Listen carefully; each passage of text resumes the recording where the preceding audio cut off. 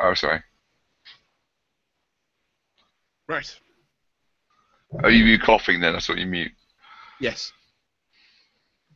I'm trying not to get too much of sneezing or coughing or anything on the stream because I'm frankly dying. You could have said trying to get so much phlegm on the podcast. That worked. Fair enough. No? It's not a Welsh podcast, so there won't be too much phlegm on there. Indeed. Right. Do you want to bring us back, Alex? Oh, I'd love to. But are you going to bring us back? Do you want us to do it now? Well, I've got a drink. I've been to the loo. I've got more tissues, so... And we're doing Rask. Yes. Okay. Jolly good. Welcome back to Cadre, the wargaming podcast that doesn't take itself too seriously. Or the gaming podcast that doesn't take itself too seriously.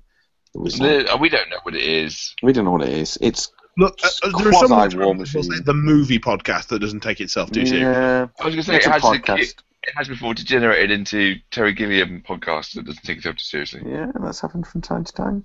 But yes, we are going to do some War Machine content again now. We're going to do Spelling Us Out, everyone's favourite section where we basically tell you how not to use a Warcaster. We read out a card and then make a mess of it. Yeah, pretty much. Yeah. This one this week is actually correctly labelled as a Warlock. Warlock, yes. So, we are going to do a Warlock from the Minions faction. It is a male Warlock. He doesn't have a beard. He's not wearing glasses. There's not that many to do for the Minions Guess Who, really. No. See, that's what we should do. We should start it each week. So one of us should select one. We should do a Guess Who. Done. Next time we'll do it. Done. Next time. Done. Or we could maybe get a viewer on the phone, a listener on the phone, and get them to come and do Guess Who. On the phone? On the phone. What is the 1970s radio show? Let's get it on cassette. Let's get it recorded on cassette, and then we can distribute it. Do we ask them questions? If they get it wrong, they'll get to play a sound effect that goes quack, quack, oops. Yeah. So, I didn't know in cabbages. This Warlock is not a gator man. No. Yes. However, he is a blind water congregation Warlock. That can mean only one thing. That can mean only one thing. It's Maylock the Dreadbound. Wait a minute. No, we are going to be doing Rask. Just Rask, not Rask the anything. It has to be the shortest, Warlock or Warcaster name. Rask. Rask. He's got also one of the shortest spell lists for a Warcaster or Warlock. Yes. Full Warcaster Warlock. With a grand total of 4 spells. 4 spells. And I'm going to say this now. None of them are offensive. So I'm not going to cover that bit when we're reading the spell stats out. Hooray! Hooray for late game doing nothing. No, I wouldn't say that. Spell-wise, yeah, you shoot his gun once and it's like, oh, now I'm going to sit on 4 Fury. Surely that means it's a beat stick. Yeah, I don't know. Power 11. Yeah, one of his spells does things about that, but we'll go with that in a minute. Does that mean he gets more War Beasts than anybody else? Nope. He's got 6 War Beast points, so... Yeah. But he's good, though. He is good. So, first things first, he is Fury 6. Middling. Middling, yes. Average. Yeah. One thing to touch on with regards to that is his gun, the Trident Cannon, has 3 different ammo types. One that... It's not a spell. Why? Wait a minute. It has relevance, sorry. One of them is Arcane Interference, similar to what Eris does. One is Paralysis, and the last one, the second of the 3, is Energy Siphon. When this attack hits an enemy model with 1 or more focus or fury points on it, when this attack hits an enemy model with 1 or more focus or fury points on it, that model loses 1 focus or fury point, and this model gains 1 fury point. So you can get a bit of extra fury. His gun is only rated fire 1, so you're only going to get that once. I'm not aware of anything in minions that can increase that rate of fire. No. No. So potentially to get 7 Fury in a turn. But then with a rat of 7 as well, it's a respectable rat. So yeah, that might work. Hit a War Beast or War Jack that's got Focus or Fury left on it. Get a bit of extra Fury, which is always good. So we'll actually move on to spells now. As I say, only 4 spells on his list. The first spell is Admonition, which is cost 2, range 6, no AoE or power, and it's upkeepable. Again, I'm not going to touch on the offensive bit. When an enemy model advances and ends its movement within 6 inches of target model in this model's battle group, the affected model can immediately advance up to 3 inches. Then Admonition expires. The affected model cannot be targeted by 3 strikes during this movement. So, makes him a bit more survivable. Gives him options with War Beast potentially, if he wants to put it on a War Beast. Thoughts, gentlemen? Good defensive. Yeah. Yeah. Well, I mean, he's a bit of a squishy caster himself. Oh yeah, he's a definite old man stats. He's 15-15. Just above the old man levels. No. Yeah. Well, I thought he'd be sarcastic, Alex. Then. No, he's not great. He's only got 15. It adds up to 30. It adds up to 30. You just back it. It's middling. It's Mr. Average. It's striker stats, isn't it? Yeah, he's not. 31 is average, I think, and 32 and above is good. And probably, I think, if we're going to call it a cut-off, lower than 30 is old man stats. Yes. Yeah. But he's a little bit squishy, so having Admonition there to go, you know what, I'm not going to be charged by as much stuff, or if you are going to charge me, you need to do interesting stuff first. I'm always entertained by this spell. It sounds aggressive when you read it, but everybody uses it the way you've just described. Yeah. I have used Admonition for other purposes recently. Can we talk about that here, or should we not? Painting the ceiling? Someone was trying to do a ranged and spell assassination. They moved a model up, and I went, "Oh, okay." Trigger was it within 6 inches? Was it within 6 inches? Yes, it was within 6 inches. And triggered Admonition, and then moved into melee range of one of their models. Ooh. So at that point, I was engaging with Ashlyn. +4 defense. Goes up to defense 21.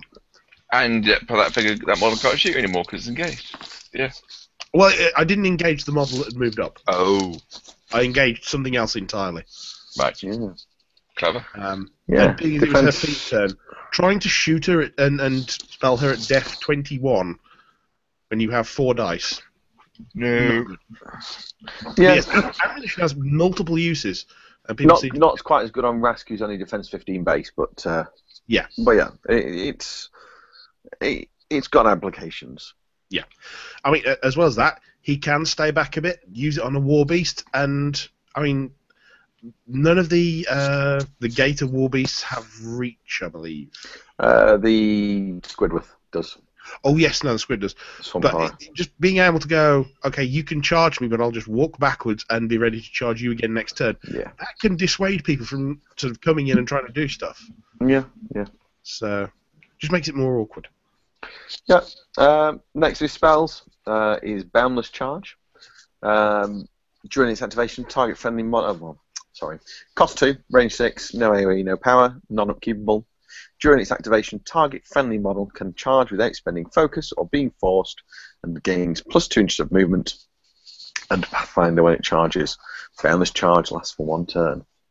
So again, handy for getting his War Beast into combat. I suppose as well, an odd Gator Man if you need him. If you need that extra bit of range, or Pathfinder potentially, if you want one of your Gator Men to get a particular charge off and you want the reroll on the attack rolls. Yeah. You don't have to pray for the Pathfinder. That's a use for it. As well as that not being an upkeep, you can chuck it out a couple of times. Yeah, you can do 2 or 3 times. Well, obviously, maximum of 3 times in a turn. It's going to leave him rather short for Fury for anything else. But if it's the difference between sort of getting your front line engaged and just failing a charge. Yeah. And as well, it's kind of we'll come to the feat soon, but using that if your opponent has kind of sent out a front wave quite far in advance, I'm thinking Tixis Raiders, far in advance of the rest of their army. Yeah. And you want to be able to kind of attack stuff that's maybe a little bit too far away, and limit the amount of retaliation you can get. That works quite well. And so we'll come to the feat and discuss how that works in regards to limiting retaliation, if you don't know already, very soon. So yeah, it's handy. It's good. There's not many beasts that have reach in the faction. Obviously, the Squidward, again, Swamp Horror, has reach himself and can give reach with his elasticity animus. So you can, in theory, increase the threat range of something by 4 inches. If you've thrown a wrestler as well, you can use Rise to get him up again. So that, again, further increasing the threat range on that. So you can get the flying circus going some distance. Yeah. I mean, obviously, you need to be careful of his control area. Oh yes, yeah. Control area 12. It's gonna, and he does like to play towards the rear of the army as well. So if you're going for that cast to kill, he's only speed 5 as well. So he's not going to be making tracks up the table. You need to kind of, if you are going for that really long threat range with the wrestler, you need to kind of have planned it out the turn before, have him in a safe position where he's far enough up that you can keep the wrestler in his control area when he gets there. Or just throw him. Don't laugh at throwing casters. It's something I've done myself. Yeah. When I realised that, I've left Gorton in a really bad place. Well, I was going to charge with this driller, but... Do you mean the back of a Volkswagen? No? Oh. No, not quite. Oh, sorry. I was going to charge with this driller, but oh well. Flung him sort of 6 inches away towards the back of the army and hoped. Yeah. So again, I mean, he gives you options. It's what I think he really does do, is give you options and give you that kind of possibility to do things with the army. Should we move on to the next one? Yeah. Okay. So the final 2 spells are the ones, having played Ras myself, that I've used the most. The first of the final 2 is Fury. Cost 2, range 6, no AoE, no power, and it is upkeepable. Target friendly model stroke unit gains +3 to melee damage rolls, but suffers -1 defense. So that's pretty good. So power that's nuts. Power plus strength 16. Well, effective power plus strength 16 Gators. 2 attacks at power plus strength 16 is pretty bananas. You're turning Gatormen into not quite weapon masters, but sort of reliably rolling weapon masters. They won't spike, but they will always hit 3 if you think of it like that. Yeah. But I mean, that again, on a War Beast, I played a game on Tuesday actually, where I had Fury on the Gators, and an opportunity presented itself for a wrestler to walk into a Prime Axiom. So used the Gators first, swapped Fury onto the wrestler, moseyed on up. Spent all 4 Fury, but took the Prime Axiom off. Wow. Yeah. And that was without charge. So he's base. He's got 1 power 17 base attack, power 17. So that goes to 20. The others are 14. So that goes to 17. So he's got 1 attack. Well, 5 attacks effectively at straight dice, and then 2 attacks at dice -3. So. Or there's going back to the Swamp Horror. You got the beak with critical catastrophic damage. And that with PNS 19 is not a joke. No, it's a thing. It is a thing. Yeah, Squidward is quite good. I've not actually had a chance to play with him yet, but needs a new model. I will say, just going off on a tangent here, when I saw the Swamp Horror, I was like, oh yeah, that would clearly be the first, minions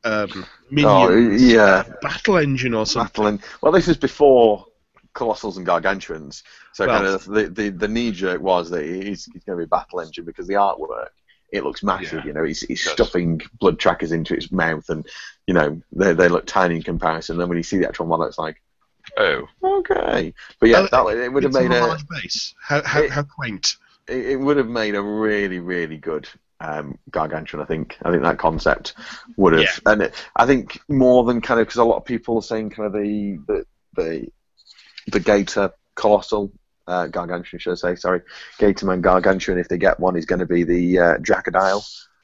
which makes sense. It's a big old crocodile that likes to eat things. But when you think of that model's footprint on a huge base, as a big gator, he's going to be kind of tough to fit on the base. Whereas if you had a huge base with a squid on there, it is a circle. Yeah. It would fit really well. But the Swamp Horror is one of the 2 models I can think of in the game that really kind of have a case for being on a base at least somewhere between large and colossal. It's that 60, 80 mil, that sort of size.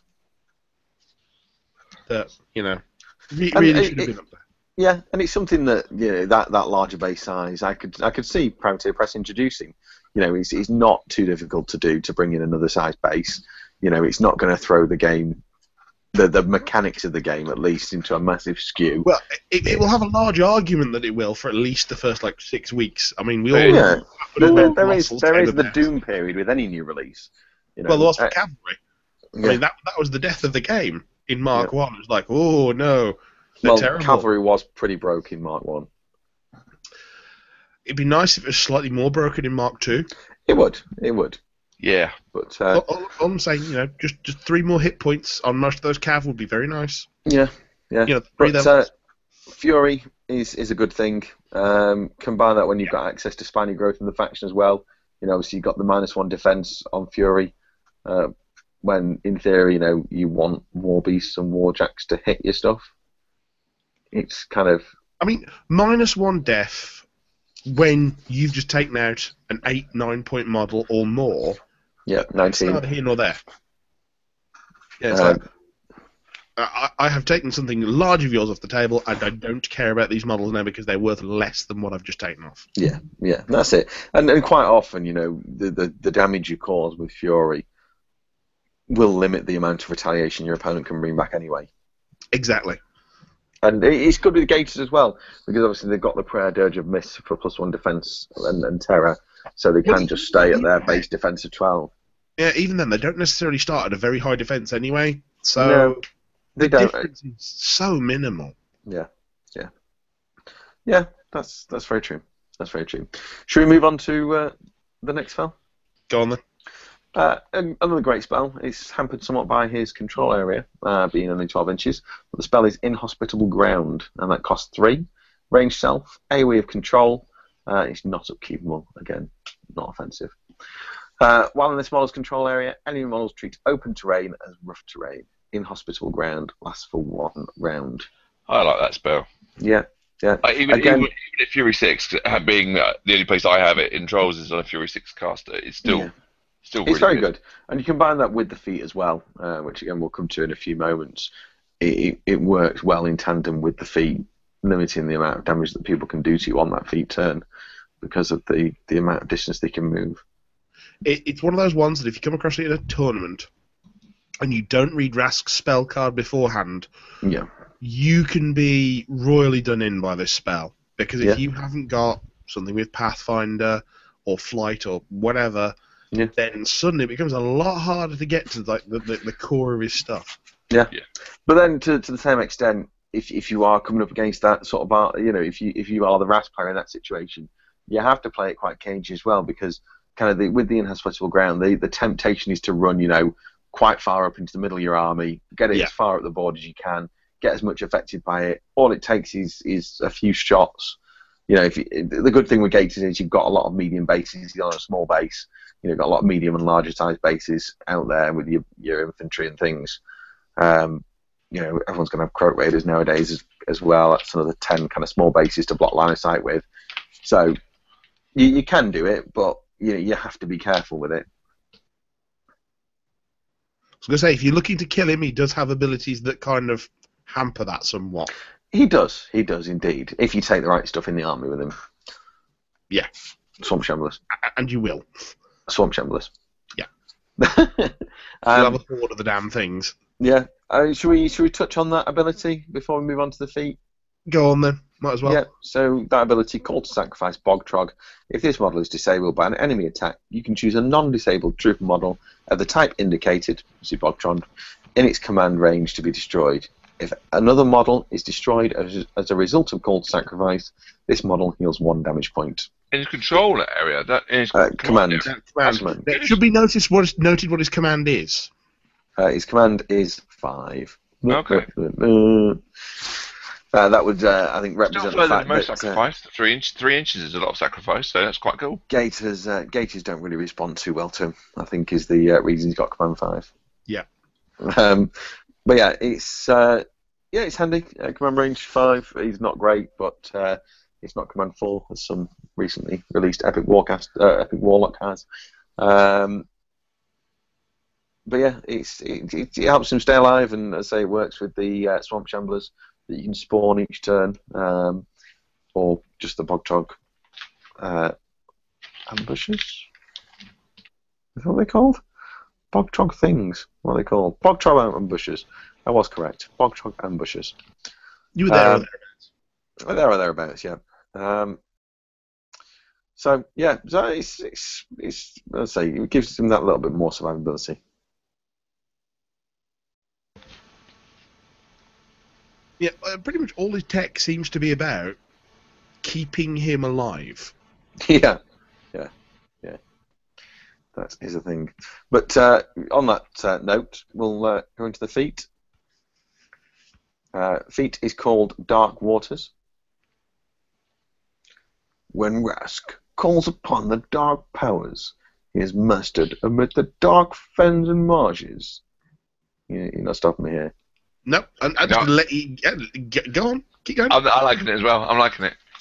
He summons into being a thick and murky fog, redolent with the stench of the swamp, blinding his enemies and making the air itself almost too thick to move through. So that's the flavor text.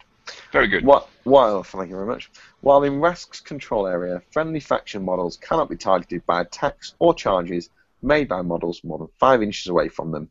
Dark Waters lasts for 1 round. It would work well with pirates, I think. So think of a lack of those with the Pirates of Darkwater. No, yes. Yeah, no, we got it. We're ignoring it. Yep. You shouldn't ignore it. It was a big part of my childhood. It was a very weird show.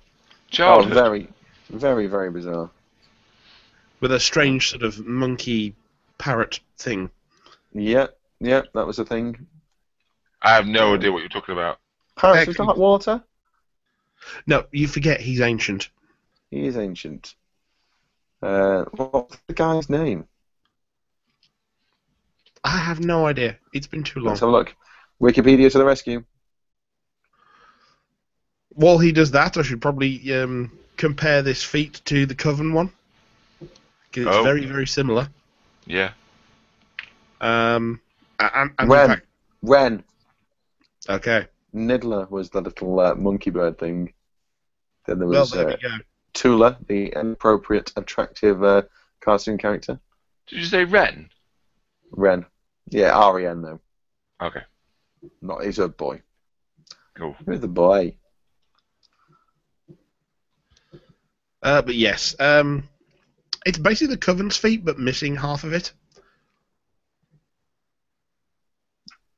Okay, explain further. The Coven's feat, while in the Coven's control area, enemy models suffer -2 mat and rat, and their LOS is reduced to 5 inches. Oh, okay. It changes LOS to can't be targeted, which is somewhat different. But it's basically just a cheaper version of that, which is kind of how feats in Crix go. It's like, oh, nice, you have a feat. Well, I'll have that and some more, please. Yeah. I'll have that and somebody else's feat as well. Yeah, see P Scar versus P Striker. Yeah. Yeah. Plus 5 armor, that's nice. Yeah. But yeah, it is a very useful feat, though. Yeah. It's normally either, depending whether you go first or second, turn 1 or turn 2 feat. It's a feat you use early on. Again, kind of adding to that fact that it doesn't do too much late game. you want to use it early to get the most effect from it to protect the majority of your stuff. I've found. So that is my opinion of it anyway. Yeah. No, it's again sticking with that whole thing of a lot of his tech is I want to keep stuff alive. Yeah. Which, you know, it's not a bad way to win a game. No. Win a lot of games by having more stuff at the end of the game than your opponent. Especially given with Gators, you're delivering Gator men to the face. Yeah. I only think if you got the Witch.Croc Croc as well, giving stuff tough. You know, they are hard to kill anyway. You know, defense 12, armor 18. I should say defense 12 isn't the greatest, but you know, potentially defense 13. Whether or not they got Fury on them as a armor, he's tough to get rid of, and even Croak Raiders, you know, they're not particularly difficult to kill, but if you stick Zombify on them and they survive, obviously your opponent's got corrosion on them from the vitriol. Yeah, so it's. Yes, of course they've got the Raiders now, haven't they? Yep. Throwing fire. Croak Raiders. Croak Raiders are amazing. Yes, I've seen those in use. Oh, I have to admit, I've seen them, read about them, and gone, yeah, they're interesting. But man alive, are they good? And then you get Incendiarii with the Scorn backing them up. Yeah. It's like, well, that stuff's got oil on it. Great. Yeah. We'll just put fire AoEs in the middle. What's the range on the Incendiarii? Is it 10 or 12? So you just walk them behind, dancing up the field. Because the one kind of, I'm not going to say interesting, kind of challenging thing with the Croak Raiders, although it's not that challenging because they also have a 6-inch speed, but it's the fact that the actual fire spears are only range 8, so they've not got quite as far range as the oil gourds, which are range 10. So Incendiarii, range 10. Speed 5. You usually have a Torrent Commander there making them effectively speed 7 and... Yeah. Yeah, throw up. Just horrendous. Yep, throw up. Yeah, so... So have you had much playtime with Rask? Or? Yeah, I've played a few games. We did our Journeyman League, and kind of at the earliest opportunity I switched out from Barnabas to Rask, so I've been playing with Rask. I think he is kind of regarded as one of the good casters in Minions. Barney's good, but Rask seems more interesting. Yeah, well, they've both got interesting elements. I think Rask is definitely more of a, as you say, keep your stuff alive, keep it in the game for a bit longer, whereas Barnabas is kind of a bit more of a kind of go out and kill stuff caster. Rask really doesn't want to get too involved in fighting. Most games, as part of the assassination, he will, fire his gun at the enemy warcaster, either to strip off upkeep spells or focus off fury points. Rask is the kind of model that wants to be like precisely 15 inches away from anything. Yeah, at any given point. Yeah, that's about right. So. But yeah, so I've enjoyed playing with him. Enjoyed getting a few caster kills. On the subject of caster kills with Gators, the real one that kind of for me gets the majority of caster kills is the Witch.Croc with his sacrificial pawn. Sack Strike, that's it, Sack Strike. Power 16 damage roll. That'll work quite nicely. Yeah, that'll do it. And obviously, if you're taking more than... And I've only really played him at 35 points. We've not really, kind of off the back of the journeyman, the guys who've been playing, we've not really moved up to the 50 points yet. But hopefully when we do, get a few more Witch.Crocs in there, so get a few more sacrificial strikes in there. Which is going to be not too great for them, but interesting for me. It's the fact as well that sacrificial strike, it doesn't need to roll to hit, does it? No, you just basically sacrifice a model and then pick another model within his command range, and that takes a damage roll equal to his base armor. It should also be noted that after having to judge on this during a matchup, It's a start action as well, not an attack. Yeah, that's it. It's not actually an attack. Which, just what? Yeah, Borkin. Yeah, I desperately need another Power 16 somewhere. Do I need this Gator Man? Not particularly. Will I need this Gator Man when you're casting? Right. He's dying. Yeah. Yeah. Or even, you've got Gorman. That's nice. Not anymore. Yeah. Oh, stealth? I'll just get rid of this bog shambler. No, it's... No, it didn't even have to be living. No, any friendly model. Trooper model. Oh. Yep, within an inch. Yep. Magical damage roll as well. So even incorporeal stuff. So Blackbane's Ghost Raiders. You don't like Blackbane? Get rid of him. Yep, because it's magical. Yep. Zealots on their mini feet. They can be damaged by magical. Is that right? But they can't be targeted, and that does target. Oh dear. Well, it depends on what the unit's done. There's Yeah. one ability that makes them untargetable, which is usually the one that Because gets no used. one plays Zealots anyway, so who cares? Yes, you never see those ever. You're quite right, Alex. Not as much as you used to, at least. What? Just No. switch them to all errants all the time now. Pretty much, most people do. I think. I don't know. Maybe I'm talking out of my arse, but. To be fair, errants are a fantastic unit, but I just awesome. Both is ideal, really. yes, Both.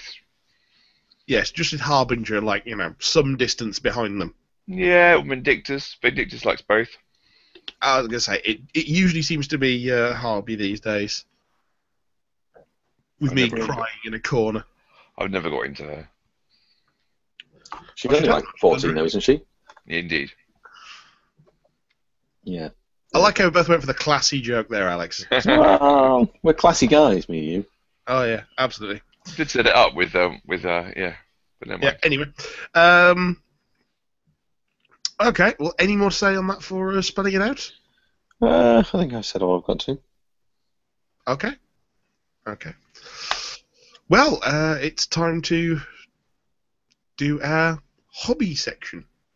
Oh. Hobby section. I sponsored, but oh no, not sponsored by anyone anymore. If you want to sponsor us, don't be stupid. No one wants to do that. Why would no. they? Oh right, if they like fun, yes. Alex, being you're the leftmost on the list, what have you been doing? While I've been recording, I've been putting together the Bokor from the Swamp Shamblers unit.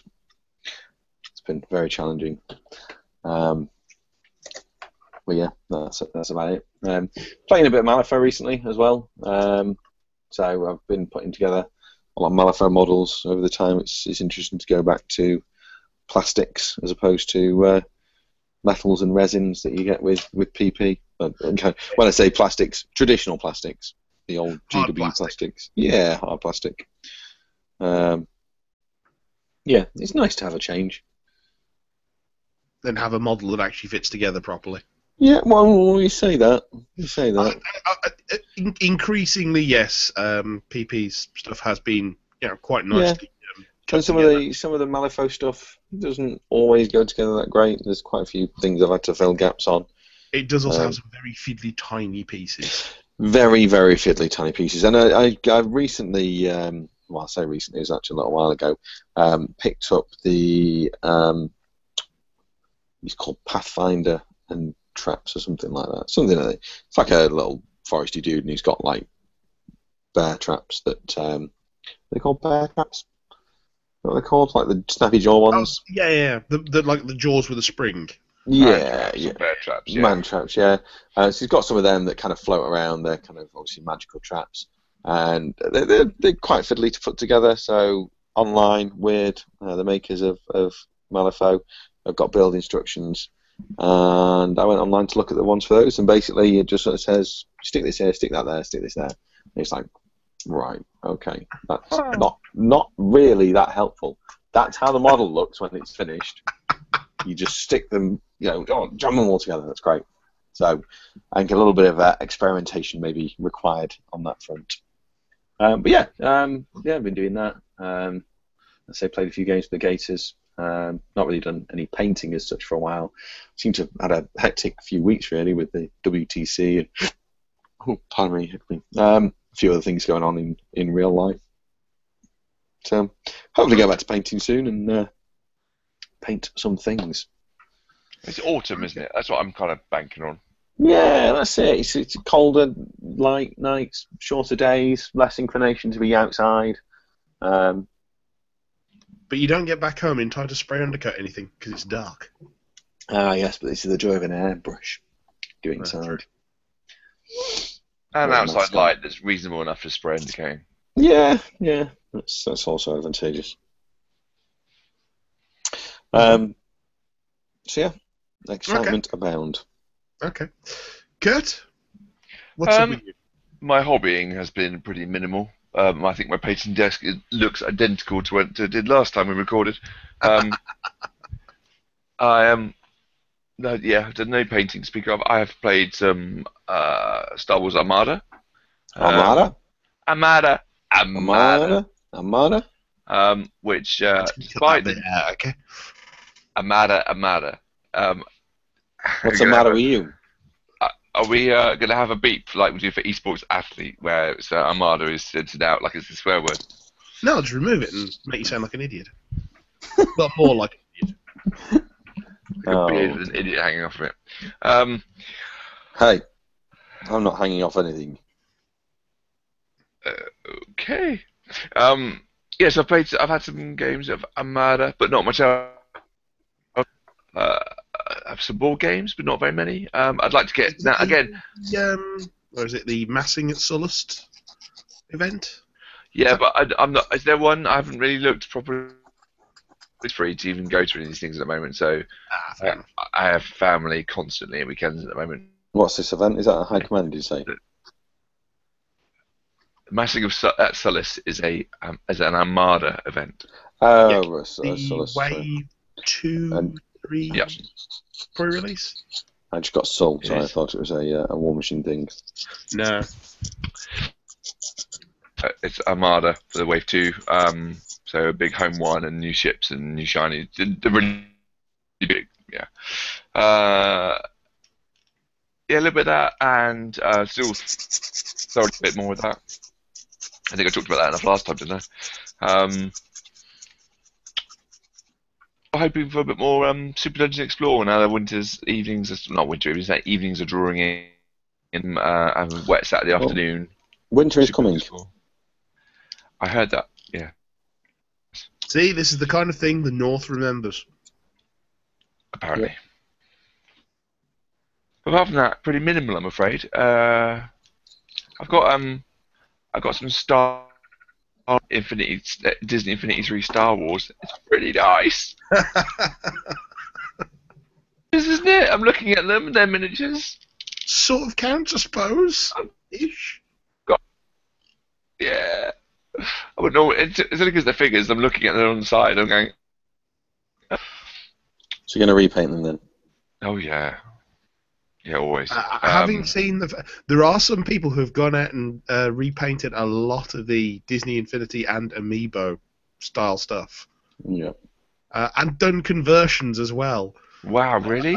I actually got to have a conversation with someone who is desperately against all of these kinds of conversions going on with models, and like, you do realise what happens in the world of wargaming? He's like, yeah, but those are supplied unpainted and unassembled. That's fine. It's like, okay, whatever. Mm-hmm. People want to modify their models. That's fine. Whatever. You go ahead. Yeah, except that you might just the danger of damaging the disc on the base that would stop you being able to play the figure, obviously, as well as the bit that would scare me a little bit. It's not actually the disc. There's a small RFID chip sort of somewhere in there. Yeah. Oh, so yeah, okay. So unless you're really brutal with it. Yeah, you have to be properly kind of hacking it apart with a saw. I've had fun shooting children with Nerf guns. That's kind of vaguely aside from a gaming point of view, but 3 out of 4 children crying at the weekend because I shot them with Nerf guns. That was good fun. I did actually watch a review of a Nerf gun before. Don't start that. It's compulsive. If you start watching YouTube Nerf videos, it's compulsive. Oh, This the fun to it. overpowered one. No, this was one of the new ones that instead of shooting the Nerf darts, shoots the balls. Oh yeah, the versus whatever it's called, Yeah. the red versus blue kind of stuff. Yeah, that looks rather good. The More guy firing accurate. that in the demo that's like, oh, that seems pretty nasty. More accurate. Yeah. Also, They're like little foam golf balls.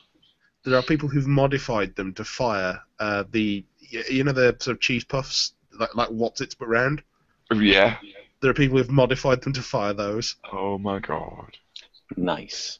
It's amazing. I said them converted the battery one converted to be fully automatic. That was quite entertaining. Yes. No, they get silly. Having seen someone who actually managed to set fire to one while they were firing it because they'd put so much voltage through it. Wow. Yeah. So yeah. I'm looking forward. Hobby, right? It's all hobby. I'm looking forward to more Armada. I'm still very much into that. I'm enjoying that a lot. More what? War Machine's definitely got. I've had a game of War Machine, sort of pre-nationals practice for someone. I came away Did you from go that to thinking. nationals? I did not. I haven't played anything. I haven't played a single tournament, and since Smog on, I cancelled Welsh Open. I haven't been to anything. Just haven't been able to go. I still have something of Kurt's from SmogCon. Oh. Something that was meant to go to you, but you never had. Oh. Yeah.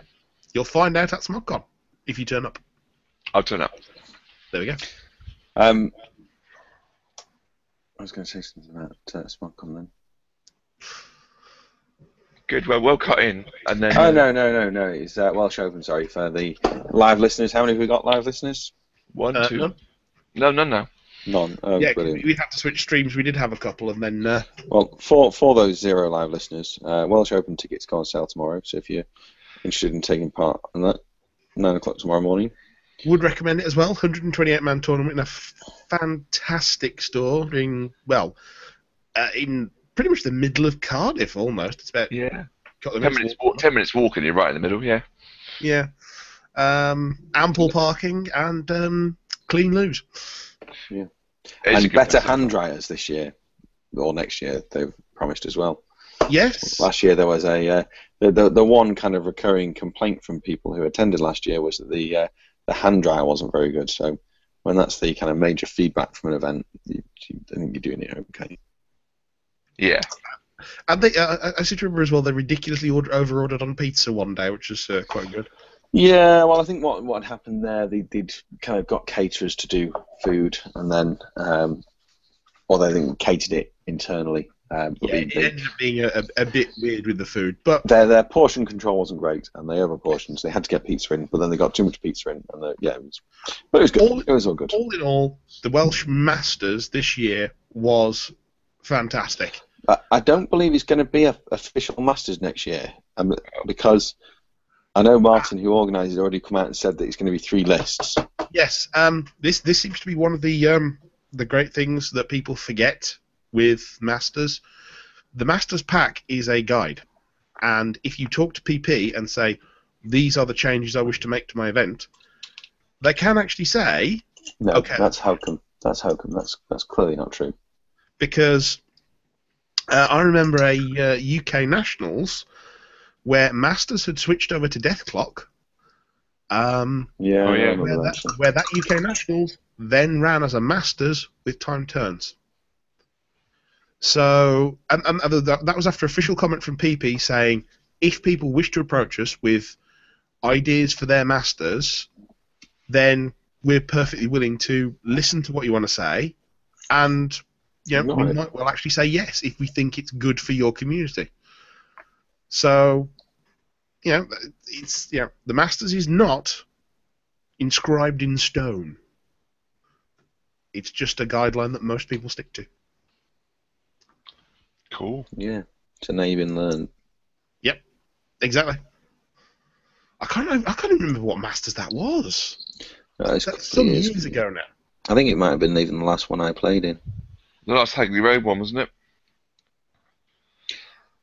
Yeah, I think that was the last one I played in. God. I don't think I played in any in the new venue. Fair enough. So yeah, apart from that, more board games to come, and 2 Kickstarters due if they arrive when they're supposed to in November, which should be fun. Fair enough. Ninja All Stars, looking forward to that very much. Ah, yes, more soda pop stuff for you. Yeah. So piles and piles of chibi miniatures, and then go, oh god, I'll never find time to paint it all. Yes, but also I can then do Super Dungeon Explore Ninjas. Yes. And you'll be very happy. Very. Yeah, but I don't think I've got much more to add to that. Apart from that, I think there will be definitely a turn. I'm intending to put in a PG order when the I was going to say, but before we move on to something else, though, there is another Soda Pop Kickstarter coming up. It's for a revised edition of the original box game of Super Dungeon Explore, and also Super Dungeon Legend. Something like that, yes. Which is a sort of ongoing campaign version of Super Dungeon Explore. Well, it's supposed to be more. It's not just a reboot. It's not just a second edition of the first game. It is supposed to be more and different. So if you've got, what I've got the original one, and I've got Forgotten King. Apparently, it's worth getting it even if you've got that. Apparently, from what I've read. That's what they say. Yeah. It being a Kickstarter, you can also, just look at what they're doing before you pledge. Oh yeah. I know it's rare, but Okay. Well, for myself, I was going to say, I'm going on to me. Don't worry, self-obsessed. Okay. Yeah. For myself, I've been playing some of my Signar recently. Yeah, mostly Epic Kane. Which has just been hilarious, because wandering around with Epic Kane just throwing out like 3 magic bullets a turn, and just watching solos in the opposing army just go away. That's been lovely. It's like, finally I get to do this to someone else. So that's been very entertaining. Although because there's a hardcore tournament coming up in Central London? Yes, that's where Dark Sphere is. Yeah, Dark Sphere, yeah. Yeah, I will be picking up my Mercs again, because I'm looking at a McBain list. But we'll see how that goes, and stuff and things. What else? I bought the new core set for X-Wing, which is... the Force Awakens one? Yes. Cool. For anyone who does play X-Wing... who has not yet bought the Force Awakens core set, as of January, the old damage deck is no longer usable. It's being phased out entirely. In tournaments, they've said, yes, casual play, you can use anything you like, but for tournaments, the new damage deck will be the only one. And there are specific reasons for that, because the old critical hits don't work on some ships. Yes. So, particularly if you've not got sort of upgrades and equipment and whatever, you get a crit and go, that's just 1 damage. I don't care. Whereas now, everything is bad. Which is cool. How lovely. I've also been playing more of my Scum and Villainy for X-Wing, which has just been hilarious because of the stuff they can pull. I've seen some of the lists you posted on Twitter. Yes. The Talonbane Cobra, the guy in the top of the line Kirax, ridiculous. Getting him to range 1 of things and going, right, that's 5 dice, is bonkers, frankly. Especially at Pilot Skill 9. Wow. It makes perfect sense to me. How are you feeling about the twin turret? Twin laser turret? The Y-Wings with the twin laser turrets. Having seen how they played at Spanish Nationals, they're a little bit predictable. If you can get in close and deal enough damage to a Y-Wing, it will just go away. Okay. And they've already said we are open to fixing the twin laser turrets if they need it, and they've already issued 1 fix to them, which was if the target of the twin laser turret dies, you can't take the second shot. Okay. But that was more of a clarification than anything. but they said there are ways around the twin laser turrets. Find them. Wow.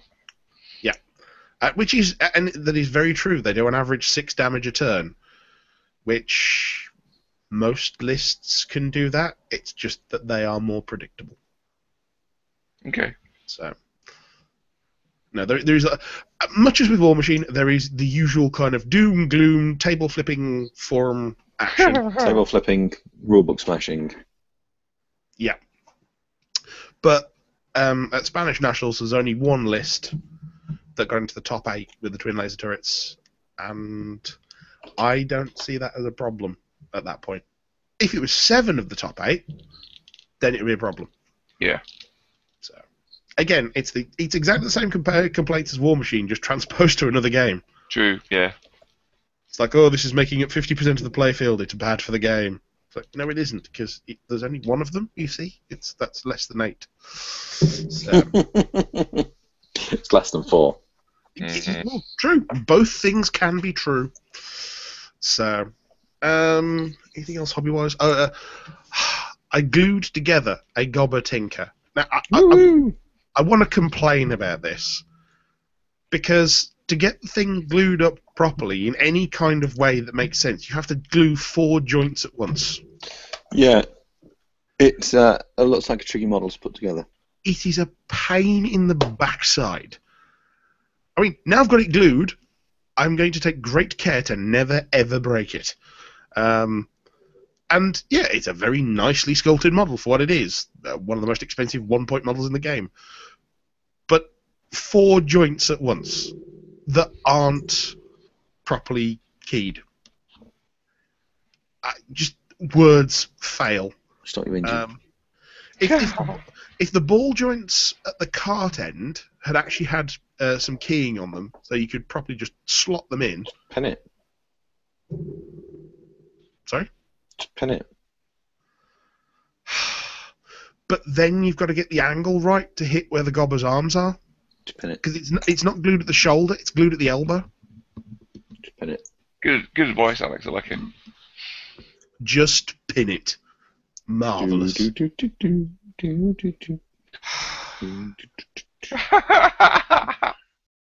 Nice. it. Ever helpful. Don't be a macho man. Do what you can. Just pin it. Just pin it. Sorry, I got my coat. You going to sign us off? No? Yes? Maybe? Yeah, maybe. Definitely. Well, unless we've got anything else to say, I think we're pretty much done. Yeah. Not too much really. Sponsor us. Don't have any. What? We don't have any at the moment, so... That's what I'm saying. Sponsor us. Yep. People should. Just if it's just a random kind of donation, say, send Alex to Gen Con Fund. When are we launching that Kickstarter for next year? How's that going? By the way, Alex, have you got a lot of donations? Not yet, but I think we're going to launch it on a button in there. It's early days. Launch it on the show next week. The Get Alex to Gen Con Kickstarter. Yeah. I'll basically do nothing and go to Gen Con and then kind of give a half-assed, unplanned report. Similar to what we did on the WTC. We would expect nothing less. No. More. We expect nothing more, either. Yeah. Yeah. It's all good in the hood. Okay. Well, sign us off then. You've been listening to Hordes of War Machine, the Elite Cadre podcast that wargames itself too seriously. I've been Alex. I've been Mike. I've been Kurt. Bye. Bye, Nick. Bye. Say goodbye, Matt. That's a podcast. That's a podcast. I'm going to die quietly in a corner. I hope Put that one recording in was the alright, box. because it definitely broke up here and there all over the place. Yeah. Yeah, you were breaking Maybe. up quite a bit in the... It'll be last- reaped. It'll be reaped. But no, there's nothing else on my bandwidth, and I've got FTC. I can't understand why it was. being weird. in the West Country, I don't know. Yeah, I can blame on that. Indeed. I love it. I think you've nailed it there. Yeah. Right. Oh, actually, while we're on, I went to a beer festival the other week. Right. They had How some did you go? ciders there. And You went to a beer very well. festival and had some. Yeah, because they did beers and ciders. Right. There was a cider place called Tut's Clump that did this really nice rum cask cider. Oh. Absolutely beautiful. What was the other one as well? Oh, it was a Perry called Impaired Vision. Wow, that sounds good. 7.5%. It nearly killed more than one person there. Excellent. Very good stuff though. So Sounds yeah, lovely. that was an afternoon and an evening, and then a wobble to the car. Yeah. So, but anyway, I'm going to go and die quietly somewhere. So, Yeah, I'm going to bed as well. I've been up since 5 a.m. before 5 a.m. Oh well.